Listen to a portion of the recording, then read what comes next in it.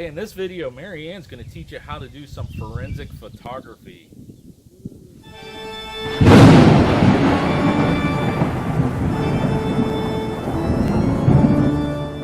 Well, hello there, parapeeps, and welcome to another episode of Our Haunted Travels. I am your host, Sean Donnelly. I'm your co-host, Marianne Donnelly. That's right. In this episode, Marianne's going to teach you how she does forensic photography and how she teaches others how to do it as well. That's right. But before we get into that, if you're into the paranormal history and forensic type videos, Don't forget to hit the subscribe button and ding that little bell so you can hear from us next time we post a new video.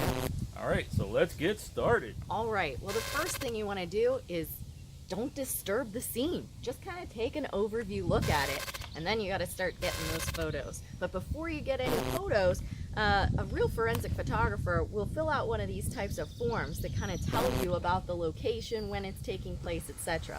Now for us, for Panic D, I don't really do that because basically we go to a location, we know we're at that location. But just for the heck of it, we're going to fill one out, and I'll show you that too.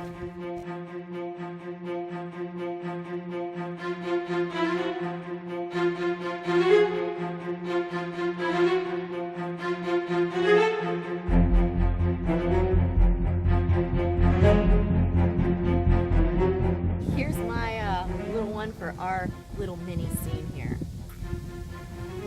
Another thing that you generally do if you're doing a real one is you fill out one of these photograph log sheets and basically says, hey, what was the photo number, what was it a picture of, who took it, that kind of stuff. Again, I make my kids do this at school, but I don't generally do it for our locations. I could, but I don't usually. So there's actually 4 different kinds of photographs that you would take at a crime scene. You have your long shot, which is going to be your picture of the entire scene.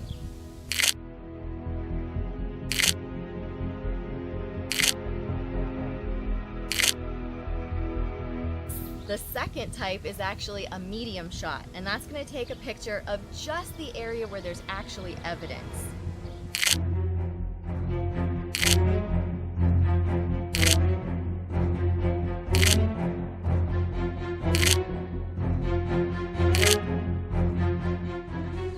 The third shot is going to be your close-up shot. It's going to be looking at just that piece of evidence.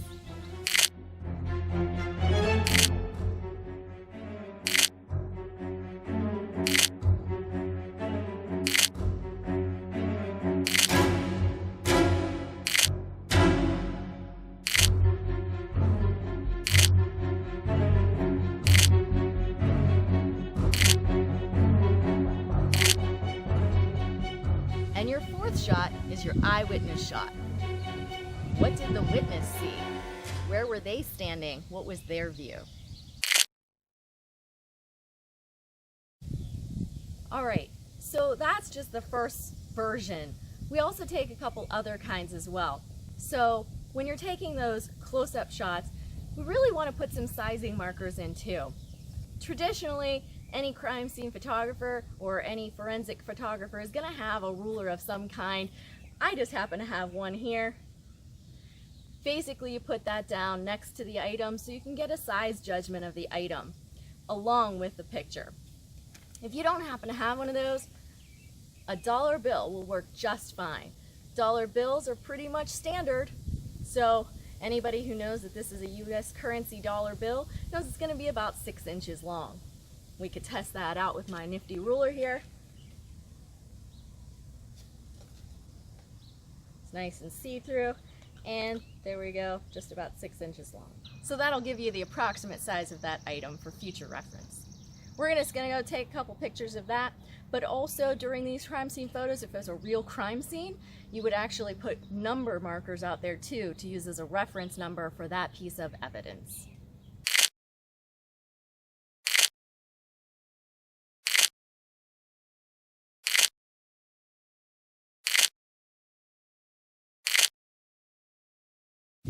You would also want to try to get those overhead shots using a specialized type of tripod, but I like to also just use my grip on my strap of my camera. I think it helps to steady it a little bit as well if I don't have one around. And the reason you want to be doing that is you want to make sure you get those pictures as clear as possible to pick up as many details as you possibly can. And you want to try to get those overhead ones as well to make sure that there's no angling that kind of gives you any weird optical illusion for the size or shape. So how does this apply to Panic D videos and taking pictures at haunted locations? I'm so glad you asked.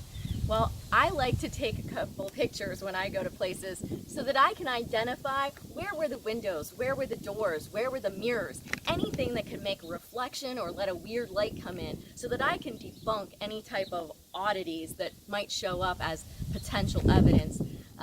So I also like to be able to go back and make diagrams of the buildings as well in case I take a future group there. I like to give them a diagram of the location to make sure that they don't get lost while they're hunting.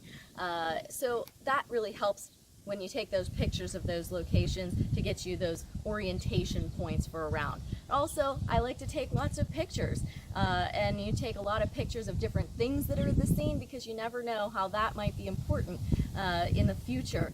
Same thing with a regular crime scene. But for us, it might be, how is that like tied to the person? Was that a real item, or was that something that was just brought in as an example of something from that time period?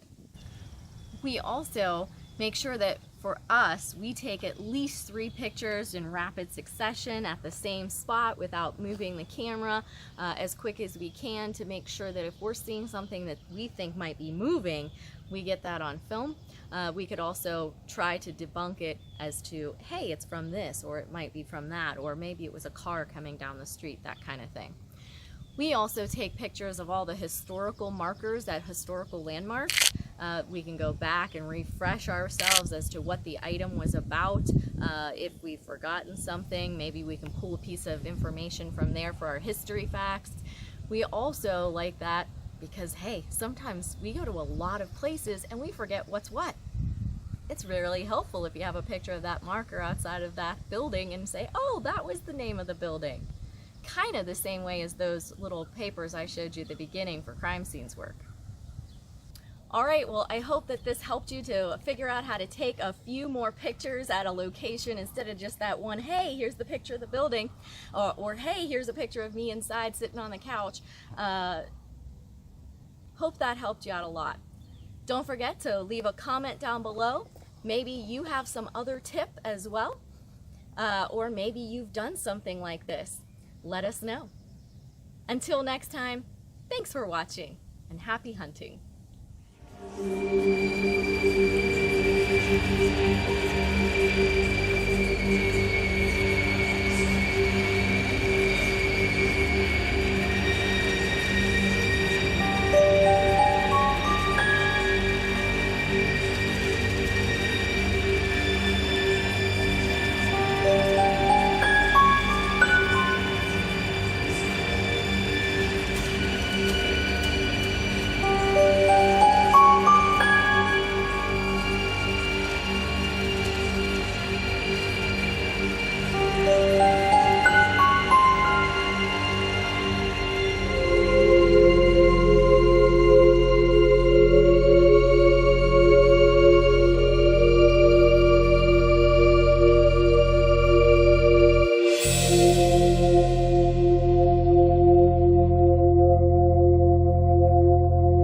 Let us know if you like this video by hitting that thumbs up.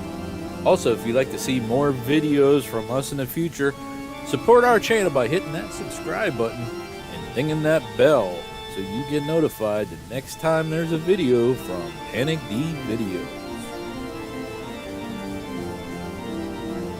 Thanks for watching. Happy hunting!